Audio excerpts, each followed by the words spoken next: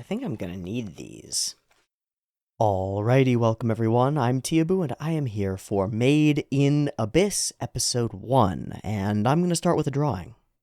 Made in Abyss has been on my radar for a long time. It's kind of a smash hit of a show, you know? A lot of people really love it, and I know this. For a long time, I have denied my audience's requests that I watch it. And the reason for that is because I've seen episode 1. It's a long time ago, but I did see it. And I felt like I had been spoiled on something else about the story. The general tone and direction of darkness that we were heading in, at the very least. And, while this might be a spoiler, something regarding transformation and change for our characters. And also memes about it being a horrifying torture fest for children. Stuff like that. I've decided over the last little while that doesn't really make any sense. Those are the sorts of things that you'd know just from reading the description, you know? And knowing that a story is going in a dark direction doesn't do anything to really spoil or prevent enjoyment of the thing itself. So, that's what brings us here, actually going in for Made in Abyss. And, as we do so, going into the Abyss, I think. So, what do I remember, both from the years ago hype cycle that Made in Abyss kind of dominated, and from what I remember about the first episode, which I did see at some point? Golly, I don't remember anything about it. Kevin Penkin got his start in this show as a new anime music guy, and quickly skyrocketed to something like the top of the profession before kind of falling off. My impression is that this show just happened to be just right for Kevin's abilities as a composer, and it sort of came out the gate with a big winner, and sort of fell off after that. What does that mean for our experience? Well, I expect a really good ethereal soundtrack. A soundtrack that really brings the show together and generates some of the absolutely critical atmosphere that's necessary for a piece like this that's involved so heavily in a space, in a location, in the abyss and the town above it, and the natural world that our youthful characters will explore. To capture emotions like wonder and exploration and fear requires, in a lot of ways, requires an expert hand on the music. Because music is one of the most powerful shorthand ways we have of generating and demonstrating and signaling emotion. There's a rather robust body of work on film soundtracks and filmic music and the way that it's used to accent scenes and really to serve as signposts and indicators for we stupid humans observing the piece of media in order to enable us to understand what we're supposed to feel at different times, because we're not actually that good at that. You know, we know what the thing is, and it certainly makes us feel a way, but without some kind of audio cue, we have trouble.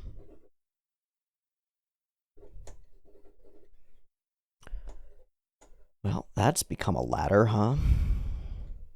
Yum. And it's something of an eye as well, isn't it? Took me a second to find the right translation, because it's important that we talk about the right translation here. When it comes to Nietzschean German, you want to be rather specific. Whoever battles monsters should see to it that in the process he does not become a monster himself. And when you look long into the abyss also looks into you.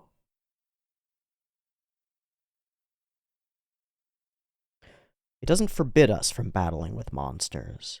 It just warns us that if we are to do so, we must take care that we do not become one ourselves.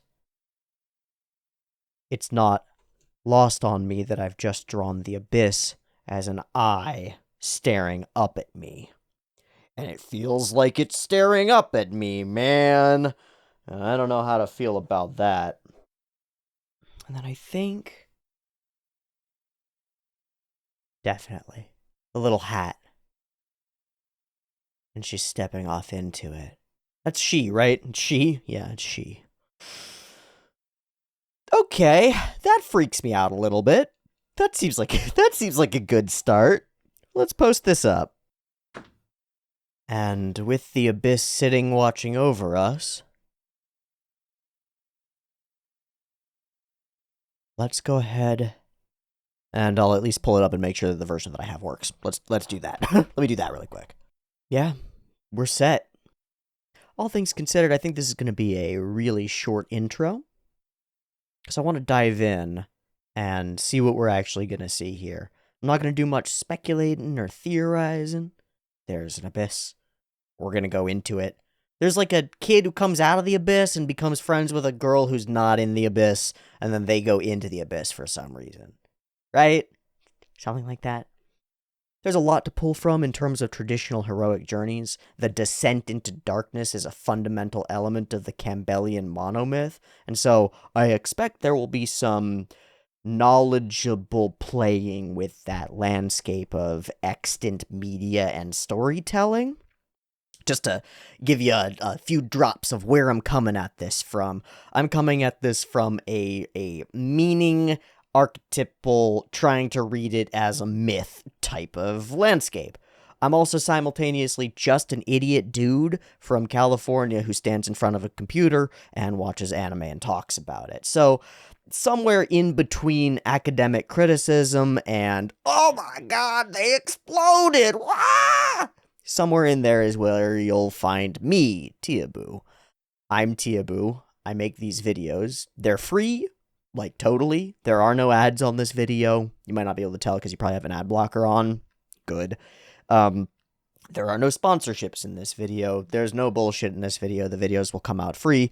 I'll be doing an episode a week, probably. Sometimes I might do two, because, yeah, I don't know. Those will be available 1 week early on the Patreon, which is linked in the description. For $1, you can get access to our Discord, where people yell at each other about anime, and early access to the videos so that you can yell more effectively in the comments at me about anime. If you've got any comments, criticisms, or concerns about the way that the show is being done, or the version that I'm using, or whatever, hit me in the comments as soon as possible so that I can get those ironed out.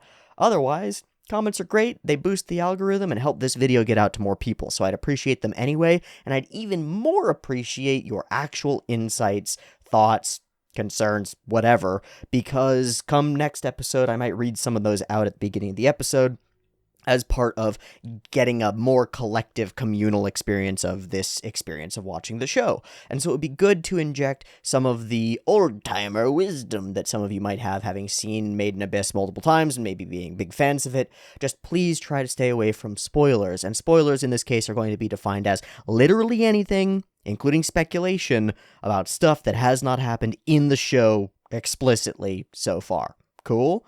Cool. Now, I'm going to speculate all the time about what might be going on. Please don't tell me whether those speculations are true or false. It ruins the whole joy of doing the speculative bullshit thing that I do. Thank you. Version.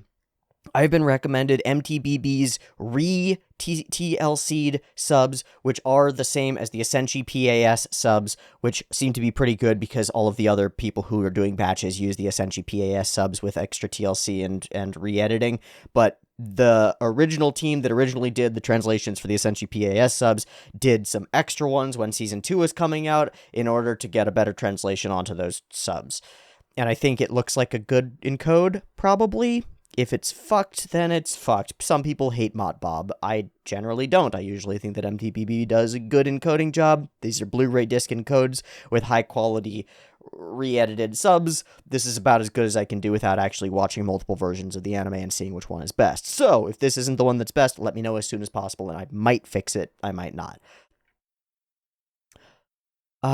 Patreon check. Subs check. Ready to go check. The Abyss stares back at us check. Let's watch some spooky, fun stuff. I actually think that this first episode, I don't remember anything. I think the first episode will probably be an entirely light introduction to our world. And with that in mind, though I haven't done this most of the time too often, I usually have paper around, but I haven't found myself taking large quantities of notes in the last few weeks, months. Just hasn't seemed necessary. I am going to be ready to take some notes down, both of timestamps of things that I want to go back and look at as we go through, as well as elements of world and story building that catch my attention. You know, if they say the Googity Bop is going to kill us all, I'm probably going to write that shit down and be like, well, what the fuck is that? And then we'll talk about it later. Okay? Okay. I think that's my whole spiel. I hope you're ready for this. We're embarking on a new journey down into the depths of the metaphorical human spirit, probably, somewhere around there. And away we go into the magical land of Maiden Abyss, a lovely show from a few years ago that I don't know, and I'm going to run out of rhymes here.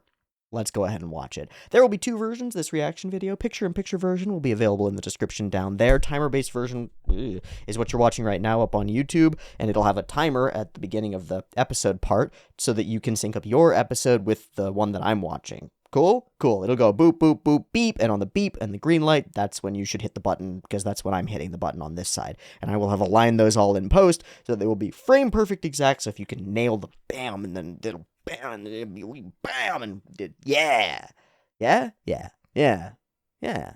All right. That's the whole spiel, people, folks, folk people. I'm going to say a bad joke, because if I don't say it, it'll be stuck in my brain. Made in a bussy. I did it. It's been stuck in my brain for weeks. It's been in my brain for weeks. I really had to fight myself to not introduce this video as, alrighty, welcome everyone, I'm Teeaboo, and I am here for Made in a Bussy. Alrighty, welcome everyone, I'm Teeaboo, and I am here for Made in Abyss. This is how my brain works, people. Buckle up. Buckle up, it's gonna be bad. Why do I have so many followers? I don't know. Why do I have such a good conversion rate on Patreon? I don't know. It's not that. It's not Made in a Bussy. It's not coming up with jokes like those. I don't think. All right. Have we gone the whole spectrum from like near academic criticism to absolute idiocy already? I think we have. We speed ran it. Good. Let's go ahead and watch this episode. Episode 1 of Made in Abyss. Let's meet some characters. Let's introduce the main character, the world, and also the other main characters, the little boy and the little girl and stuff. Yeah? Yeah. Beep beep timer for episode 1.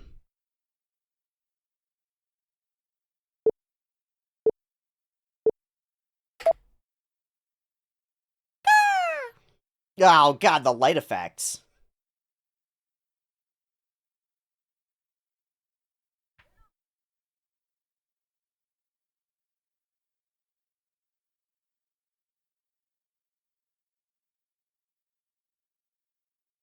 Relics!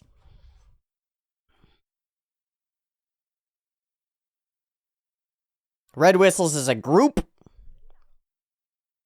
Yeah, we got good carabiner gear and stuff. We haven't shown him yet.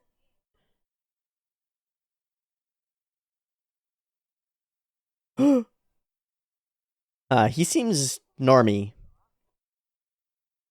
That thing use.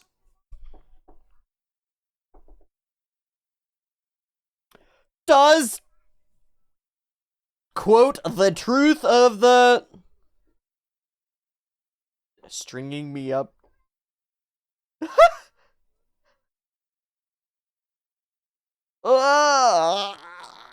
So many things introduced so fast. All right, I'm gonna stop here, and we'll just no. Celebrities.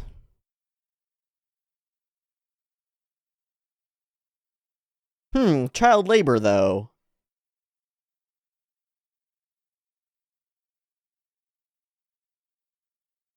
Why aren't there any hammer beaks? Oh.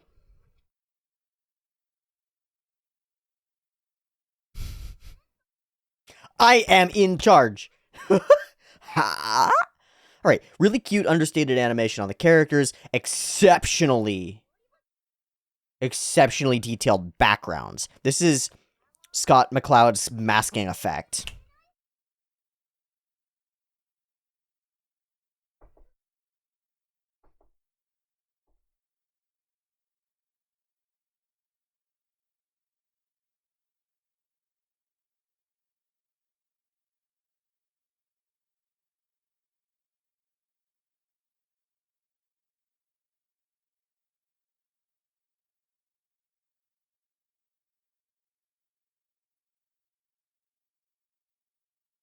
Nope. Nope. Dead people, not relics. Careful what you uncover. A praying skeleton? What were they praying to and for? That was the dorkiest rice balls. Okay, she's a heck of a struggler. Where did Nat go, by the way? He full disappeared.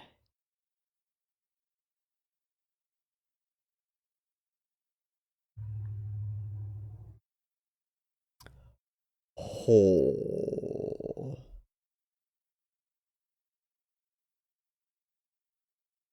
Ah, a monster from deep below.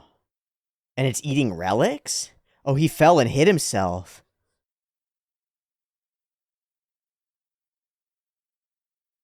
Are you a hero? Ridiculous. Self-sacrifice is her first instinct, huh?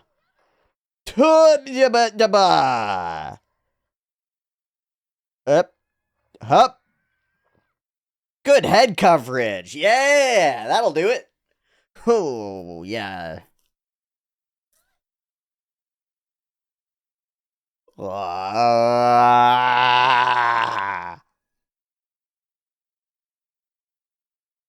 it's awesome. Oh, it's awesome. The soundtrack is amazing too. Those emotional notes is next level. Back or down? Back or down? Down.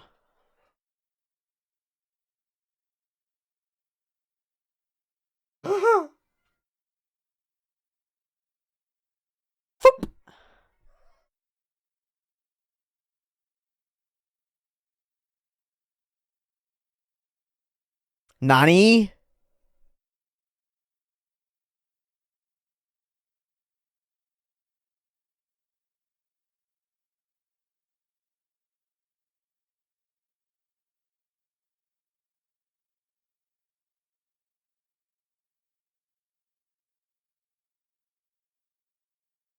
What hit it? Cannon? Super fucking gun? Laser blast? Power beams? Iron Man? Ooh.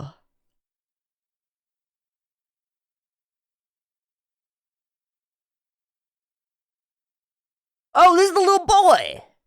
Not the Nat one. That was really cute. Who are you? Where'd you come from? In the abyss. Who are you, though? Why are you robot? Oh, he is Iron Man. That was kind of a joke.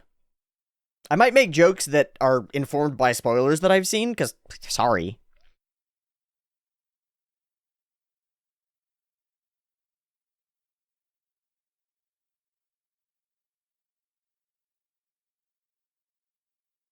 So we start off with,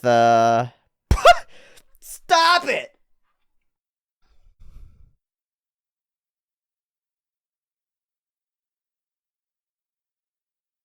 Partly?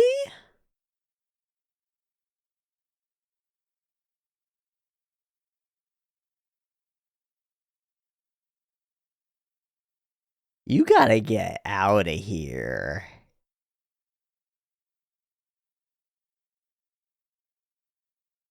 There's only one place. Oh man, this is cool. Weird.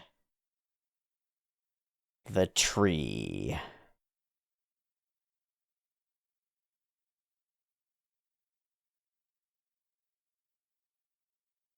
Oh.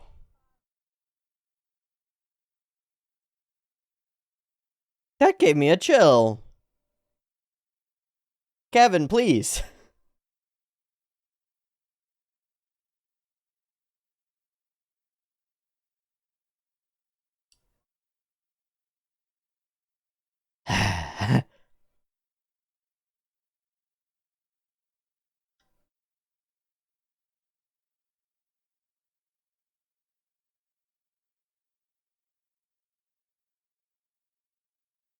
Wow.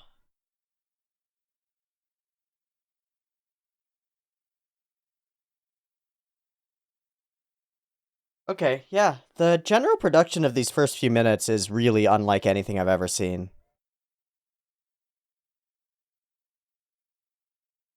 There are things that are like higher quality than this, but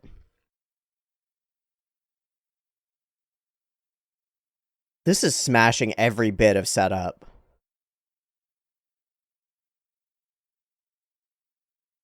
Scale, mystery, magic, wonder.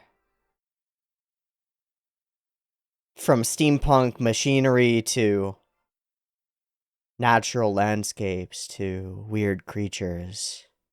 The city on the Great Pit.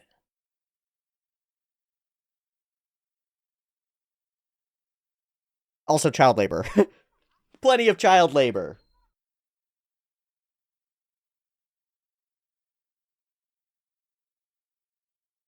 Shiggy!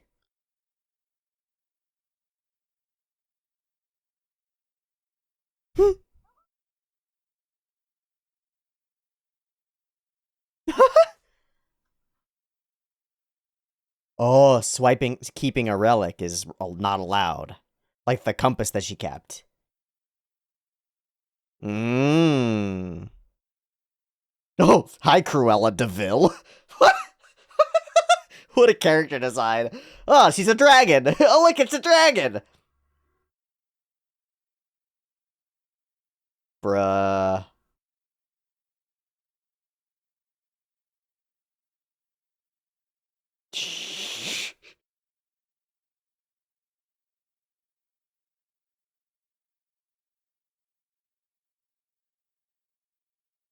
I didn't understand it, so...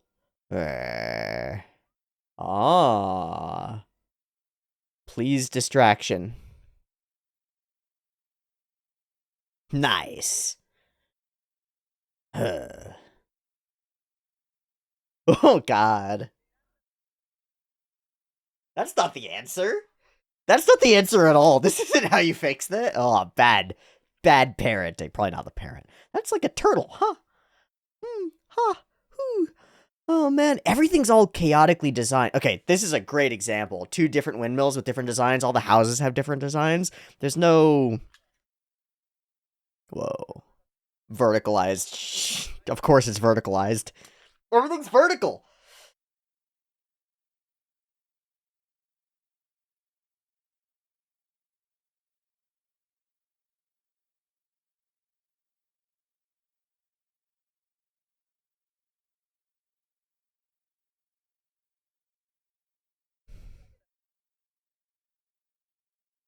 Orphanage.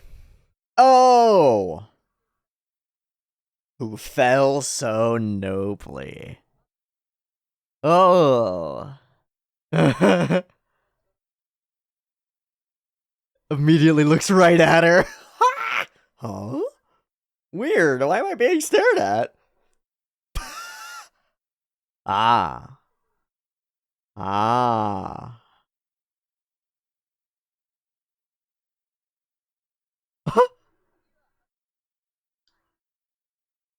Yeah, I was just thinking about you. So that's, draconian. You're not safe.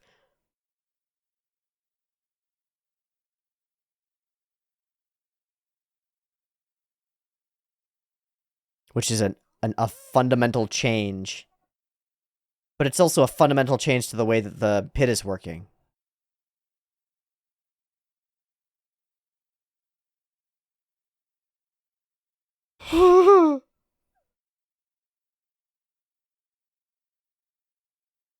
Maybe you shouldn't tell about the robot boy that you've stolen.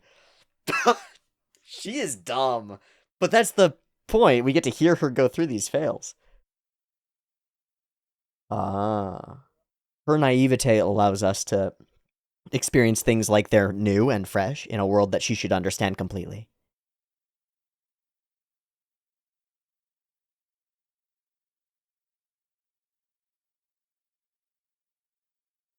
Angle. Well, I did, but...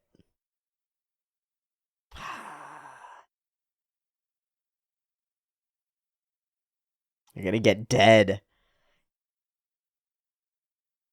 Oh, she's deep down in there, huh? Oh, she's super dead, bro!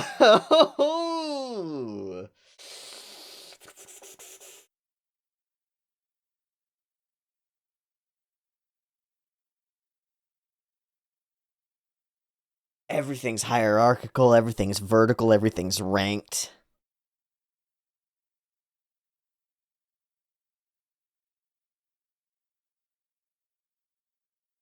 Little squad of friends. He's gonna wake up, man. Well, okay, that's what we're gonna do. And of course, he'll be the skills that you need to become successful, right? Because it's a pair bond thing. Yeah. Oh. How do you charge him?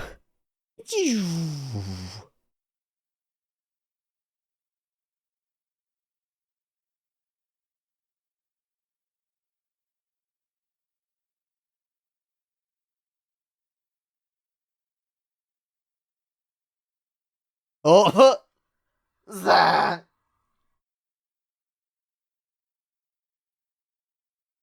Gonna fry all his capacitors, man. Hey, welcome! What? That's so on point.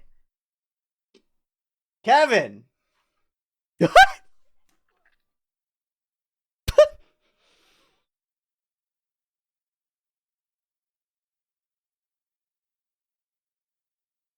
That's a lot, dude.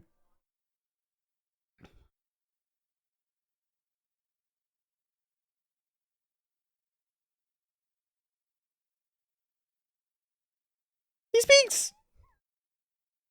The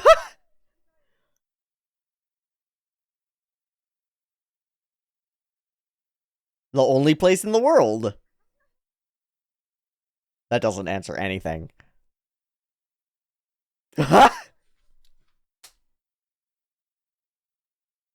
Oh! That does make sense.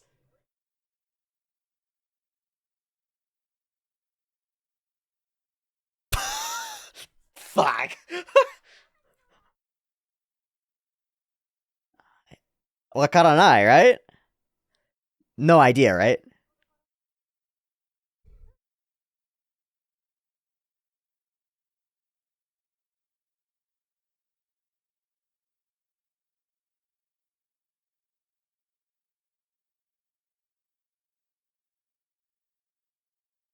Maybe he's not a robot.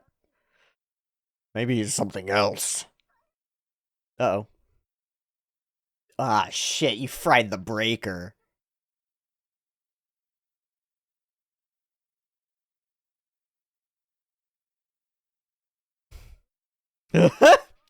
Doesn't take much inductive reasoning.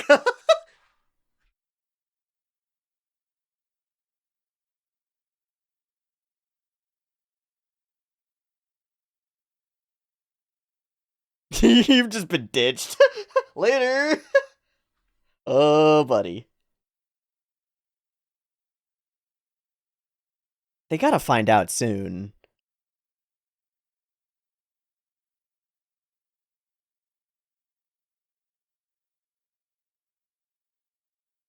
Has her dress been patched in the back because she's fell on her butt so many times? I think that's what that is.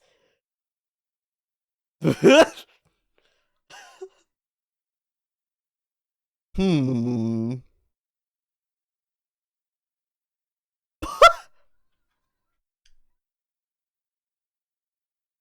Ah, good job. Oh, the helmet comes off.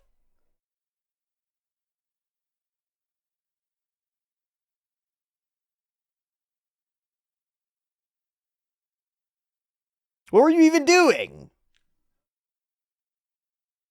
Hmm. He just thinks it's a play. Oh! He's got a grappler.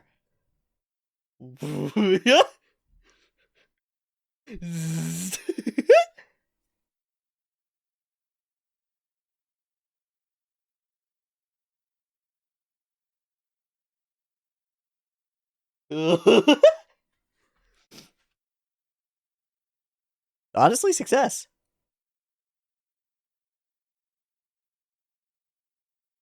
Hmm. That's pretty useful when you're a cave explorer. Fuck.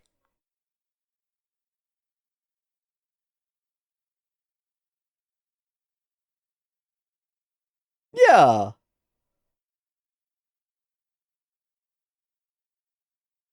That's a good question. Maybe he's fused with relics or something? No, but men don't need nipples either.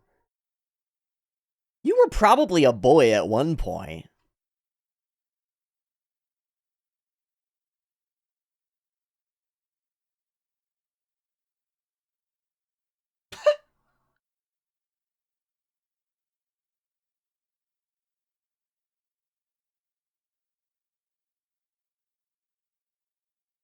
Clonk. Yeah! Away we go! Oh, she's just so immediate. Nice. And immediately adventure calls. Sweet.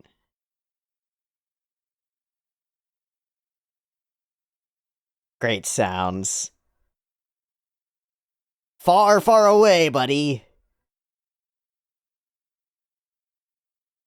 Rig?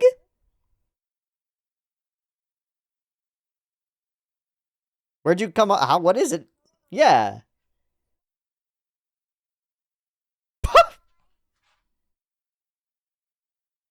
Oof. Oof. Oh. I love the windmills. Oh, what a cool scene. Go up to the top and show him a view of everything.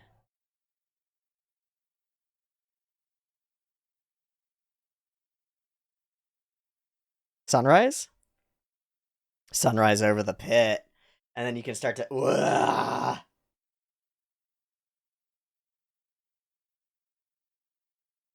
Kevin.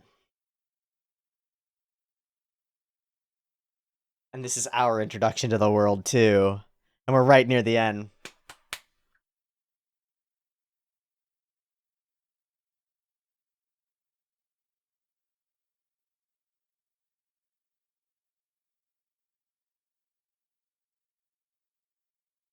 Whoa. We finally get to see the full scale of it.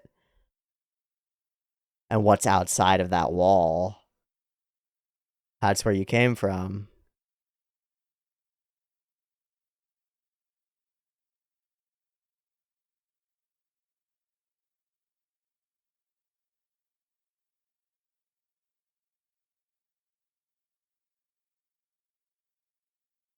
Mm-hmm. You must be something from far away. You're new. No. It's maybe, but she's just invented it.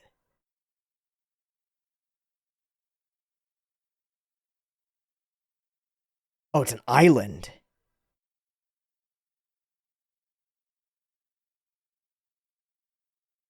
It looks like a crater.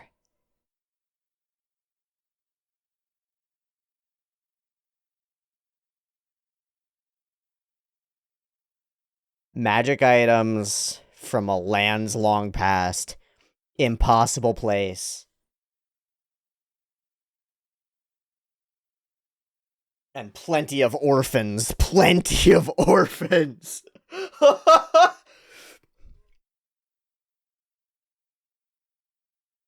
So there is a full world out there. We're not a limited experience. Like, you could leave here. Into the unknown.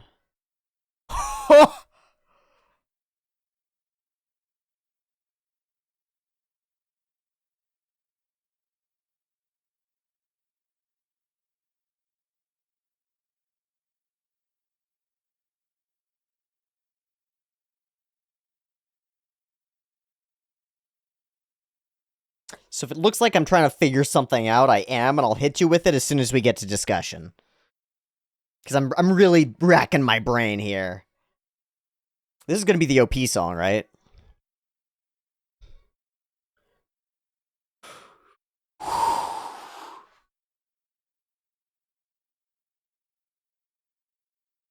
The truth of the abyss, right? She's got the compass.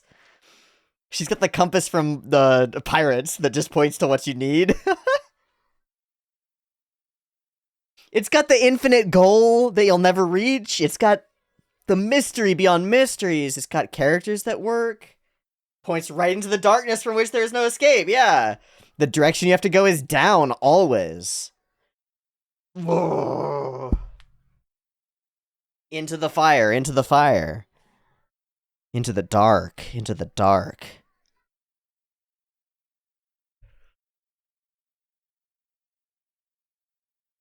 Looks like we get a little stinger here.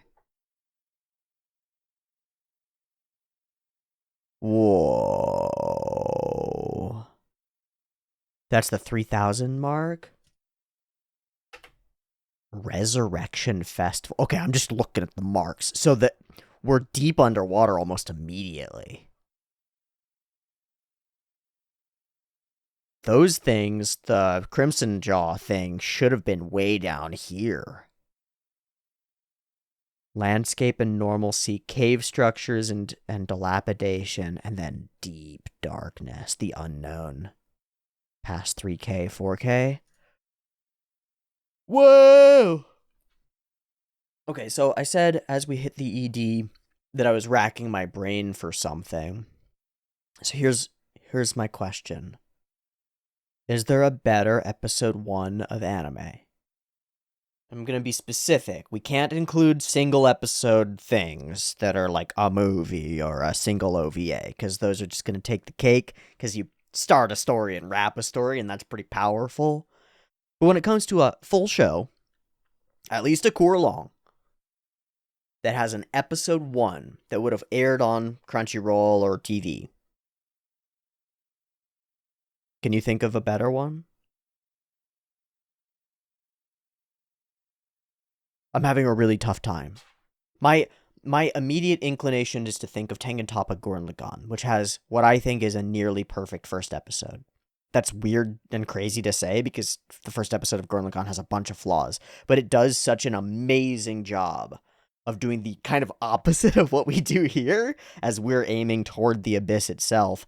Our characters in TTGL emerge up out of their circumstance into a world that expands before them. What's really interesting to me is that in some ways they do very much the exact same thing. Here's your character who's locked in a course of action defined for them by the society around them, which is highly limiting. They meet another character who blows that wide open, and they find something mysterious that opens the gate to an open wide future. And we end the episode with a wide landscape shot indicating the immense possibilities that have opened up to our characters and the immense potential held by this show. Because the job of an episode 1 of animation is to hook you. And what it means to hook you is to make you think there's more here. To give enough hints about what might be present here to make you really fascinated. And the same is true of the first chapters of a manga, which this is based off of. But in anime, you get 23 minutes. And then the audience has a week to discuss what they think with everybody else. And during that week, they need enough to chew on. They need an open world that speaks of mystery and wonder. So with that in mind, I tell you what, I think I can't think of much of a better one. Give me a sec. 15 anime with the best debut episodes. Thanks, CBR. Attack on Titan, that is a pretty good first episode. Death Note, that's a pretty good first episode. Kame Got Killed should not be on the list at all, guys. No. Shampoo's pretty great. Code Geass is pretty great. Yeah, this is right up there with them, though. Everything that I've seen listed here, I'm like, yep, these are pretty great.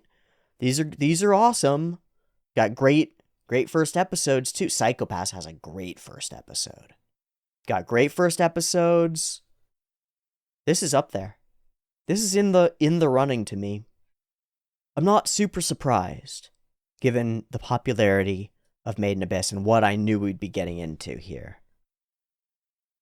And still it managed to wow me. Even if I set the bar as high as I could and my expectations were up tippity-top through the roof, they've been met or exceeded. Are these little bugs on ones? Yes. Yeah, I thought so. That's nuts. That's fucking stupid. Why'd you do that? They're on ones. Why? Because it's the first frames of the show? Because it sells us on the fidelity of the whole thing? Because it's crucial that we've got strongly detailed backgrounds and highly abstracted character designs. This is one of the strongest elements of the show. So, out the gate, general ability to leverage quality to create a multi-layered, multifaceted visual experience that feels semi-real, as though it's been filmed in a real place.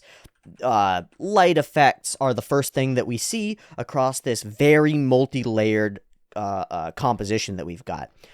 All these side elements are layers. We've got layers of light effects and beams going through them, layers of clouds layered in over them, layers of light shattering off the waterfall and the waterfall itself. All of that stuff creates this incredibly deep parallax. You can look into the screen, deep into it. Extraordinary.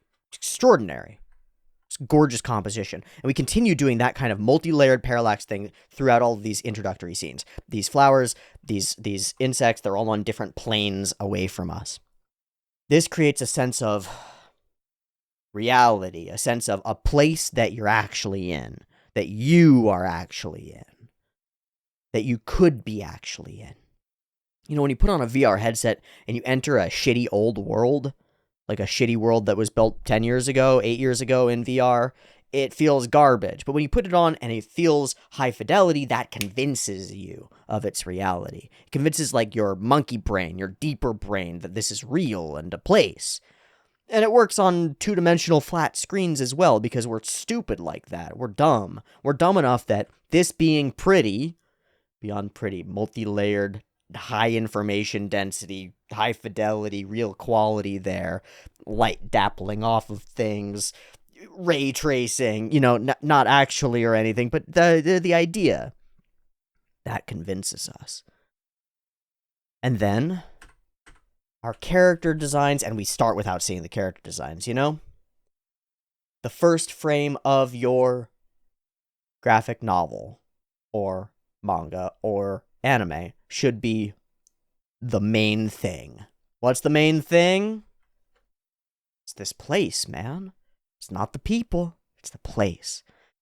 So we are introduced to that first, and only then to our highly simplified character designs.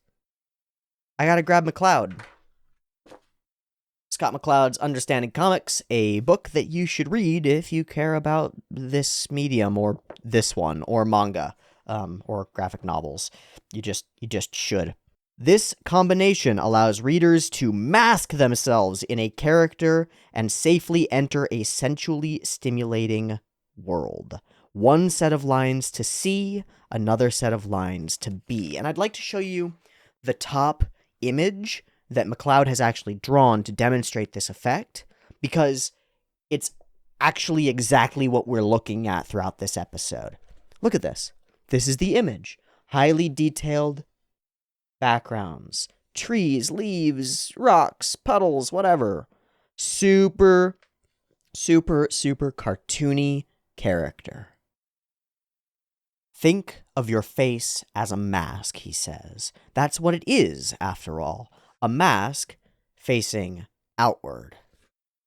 Worn by you from the day that you were born.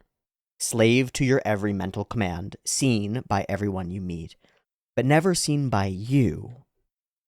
Open its eyes now. Just think it, the mask will obey. All set? Good. Now smile. Come on, nobody's looking. Good. Now, what changed when you smiled? What did you see?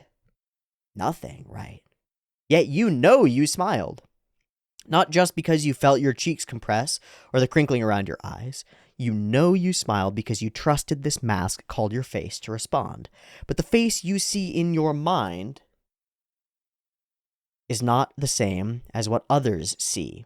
When two people interact, they usually look directly at one another, seeing their partner's features in vivid detail. The way I'm looking at myself right now and can see myself, and you're looking at me right now and can see me in vivid detail. Each one also sustains a constant awareness of his or her own face. But this mind picture is not nearly so vivid, just a sketchy arrangement, a sense of shape, a sense of general placement. Something as simple and as basic as a cartoon.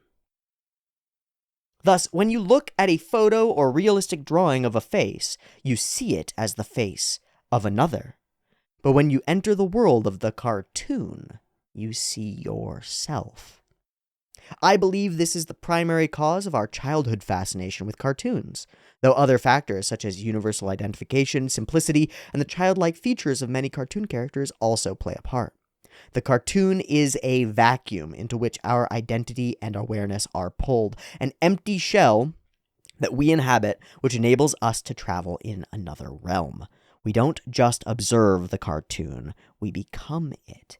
That's why I decided to draw myself in such a simple style. Would you have listened to me if I looked like this? You can see the different versions that he's drawn. And that leads us into our ability to experience reality and the fidelity with which we experience the reality, the world around us. Our identities belong permanently to the conceptual world. They can't be seen, heard, smelled, touched, or tasted. They're merely ideals. And everything else, at the start, belongs to the sensual world, the world outside us. Gradually, we reach beyond ourselves. We encounter the sight, smell, touch, taste, and sound of our own bodies and of the world around us. And soon we discover that objects of the physical world can also cross over and possess identities of their own, or as our extensions begin to glow with the life we lend to them. By de-emphasizing the appearance of the physical world in favor of the idea of form, the cartoon places itself in the world of concepts. Through traditional realism, the comics artist can portray the world without, and through the cartoon, the world within. So, when you're portraying a character that you should identify with, a simpler character creates more of a vacuum. Something similar to the homuncular representation of yourself that you psychologically use as your representation of self. Your combination of proprioceptive feedback, knowledge where all your musculature and stuff is in space, knowledge of the feedback that you get from your face parts. I can tell that my cheeks are crinkling and my eyes are shattered, but really, as he says, I know that I'm smiling because I trusted myself to smile. And then I can reinforce and confirm that by looking at the mirror, essentially, that I'm looking at in the camera and see myself smile. Wow, I look like a dork. Who knew? I knew. I knew. So immediately, immediately, on the face of it, the first seconds of this show check a bunch of boxes. And it doesn't hurt that they come in with really high quality where it's needed, and even expressive quality in the cartoony representations of the characters, because one of the side benefits in animation specifically, beyond even comics or manga, of having simplified character designs is not just that we relate to them better, but that they're actually more attuned to the medium. You can animate them more. You can make them do wibbly things. You can make them goofy. You can make them highly expressive and and give this character simultaneously a deep connection to me, the viewer, where I can really put my brain inside her brain and really, like, embody the character, while also generating a character there who has a lot of, you know, unique tendencies and traits and ways of thinking and feelings and stuff. And I believe all those things at the same time that I am associating myself with the character, and so I associate my feelings with her feelings, and we vibe. You can't not vibe. You have to. You're forced to be one with this character, and then, in some ways, forced to drag yourself along behind her through her emotional roller coaster in the episode.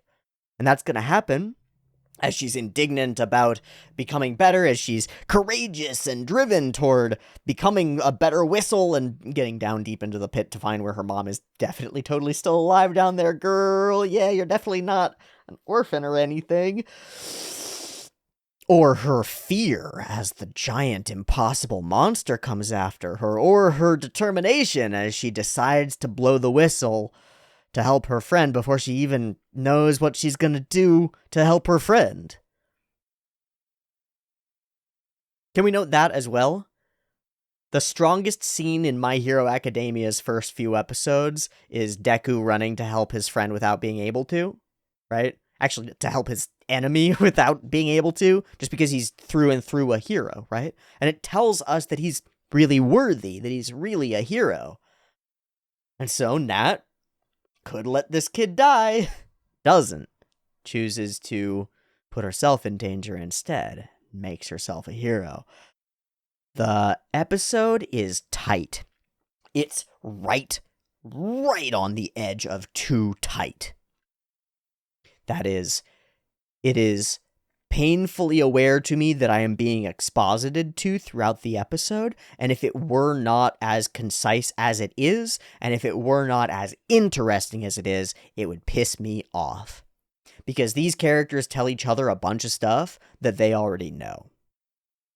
It's one of my big pet peeves in anime is two characters who already know a thing telling each other things they know. We are the red whistles, and we are only allowed to go down to X feet in the place. The white whistles go much deeper, right? Like, they already know this. Why are they telling each other? Here's why. Because people constantly are telling Nat the rules because she doesn't follow them. She's naive and foolish and breaks the rules all the time, and that gives us a perfect opportunity to re-explain the rules that she should already know, the way that a pissed parent re-explains the rules to their unruly child. Brilliant. It's a brilliant choice to make her character like this. I freaking love it. The gondola, the wonder, the things beyond us that we can't reach, it captures an element of childhood that I think every single child experiences, which is a desire to grow up faster. I think every adult wishes that they could go back to childhood, but I think almost every child at some point has this desire, like, gosh, if only I could be a little bit older and cool and do stuff and drive around and have freedom and eat ice cream on the weekends and the weekdays and at night and in the morning and do all the things and be cool and date and whatever, right? Taps into that innate desire to become more than you are, and it establishes this strong base character for this girl. Who is she really? How does she work with her world? How does she navigate it? What choices does she make when everything comes down to it? And then, you know, she's kind of also a bossy young girl Hey, I'm in charge here. Little man, don't you ever get ahead of me. Which is very cute, and if you've ever spent any time around, like, middle school age children, they're very like this. We had a wide range, but 100%. 100%. In every group of, like, middle school age girls, there's at least one who is the queen bee like this. Sound design is something that I think we need to mention. I think there has been a lot of ink spilled and a lot of voice spoken about Kevin Penkin's soundtrack, and I think for extraordinarily good reason. It's not just that it's great, but that it's being used extraordinarily well. Every piece comes in exactly where it needs to, and I think Penkin probably composed the pieces specifically with the story as it runs in mind, as opposed to composing a lookbook of pieces and then letting the sound director put them wherever. It seems like they're actually composed for the story and for each beat, and that lets you do a lot more with the directness of emotional pointers, of milestones and stuff. I think it's great. Mysteries. Relics. What are they? Where'd they come from? What do they do? Clearly they're magic items. What are they? Where'd they come from? What do they do? I don't know. Praying skeletons. These are not uncommon. Apparently. They stayed here and prayed until they died. How did that happen? Don't know. What were they praying to? Don't know. And suddenly, danger. I want to hear this. Silent, silent, silent. Oh, right. He's Nat. Dun, dun. Sudden, thrumming, tense strings. Accelerating, accelerating. Building to it. And up. And down. And amazing. And suddenly, a blast of light. A pretty little gem. Not sure what that is. And she sort of, like, immediately forgot about it. And here, at the edge of the unknown, with a tree growing up, she decides to carry him back.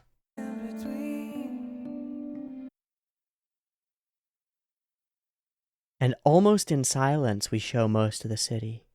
And we're able to do all of this showing of all of these things without revealing the landscape. Just hinting at it, teasing it, showing us little bits and pieces, the gondolas and all of it.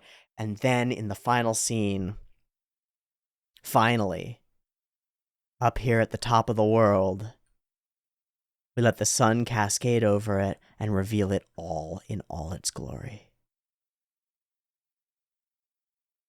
And tie us into needing answers and wondering at the incredible world that's been shown to us. Okay, there's some other things. Is he a robot? I don't know. What is this deal? Did he get turned into that down below? Where'd he come from? What is any of that stuff? Most of the composition of these shots is really cool. I particularly like the one where she bows to him and we take that like down angle, like, or upward angled shot on the two of them as he's sort of looking down from leader. It's pretty cool. I'm really intrigued by Miss Cruella DeVille with the curly hairs and the dragon. It's dragon. She's a dragon. I just want to be explicitly clear about this. She's a dragon. You see? You see. That's a dragon. There's no other, she's a dragon. She guards the gate.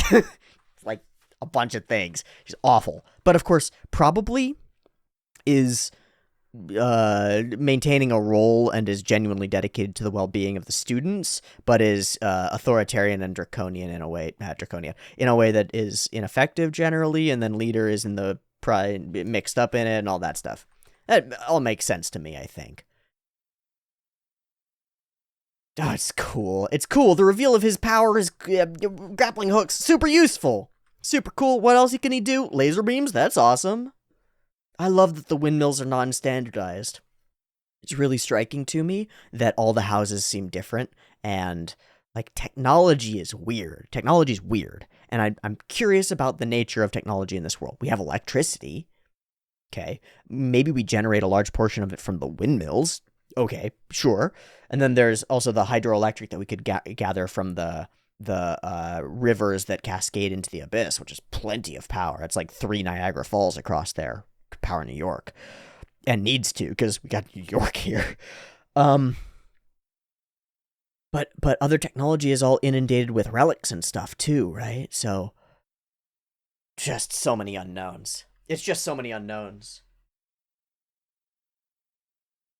It's so many unknowns, and they're introduced in such a it's a mile a minute pace, and yet it doesn't feel overloaded. It's just right on the edge. There's plenty of mystery, enough answers. Yeah, yeah, yeah. This is among the best episode 1s of anime that I have seen. End of sentence. Not recently, not in the last couple of years. No, full stop. This is among the best episode 1s of anime that I've ever seen. Will it be one of the best 13 episodes of anime that I've ever seen? How about 2 cours in a movie? If we can keep that for 2 cours in a movie, I don't know what I'm going to do. I don't know what I'm going to think. I'll be very impressed. Let's just leave it there. So, thank you kindly for joining me for episode 1 of Made in Abyss. I hope it was everything you expected it would be. The episode itself certainly was everything I expected it would be, and maybe more. How very cool. Thanks so much for watching. I'm going to end there, and I will see you next week for episode 2 of Made in Abyss. If you'd like to get access to it a little bit early, you can find it on the Patreon linked in the description. Thank you so much. Much love. I'll see you next week. Peace.